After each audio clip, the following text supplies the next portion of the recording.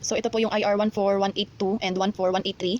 ER overdue. So ayan na po yung bayad ng DMW tatlo. Tapos na-deposit na po namin yung kay Kitty Liski. At meron na lang na isang overdue kay Sir DJ yung worth 67,500. Ito naman po sa IR 14188. Messi production under the table. So ayan, maayos din po ang ating mga pending at may pending legal. IR, na-refilla na din po ng stainless tumbler stocks yung sa likod nitong display. IR number 14347. At meron na din pong updated display. IR 14348, installation of the 8 light on ringwear and pillow samples. IR 14353, sublimation signage. Yan, naangat na po. So dito po sa stock room, maglilinis at ayusin pa po ni Francis. So for upload pa po tong IR 14185 and 14185 ni Francis at Sir DJ. So for request po yung woods dito sa wood shelf bracket left and right. IR 14332. IR 14339, unorganized pending for production. So ayan, na-pick up na rin po yung iba.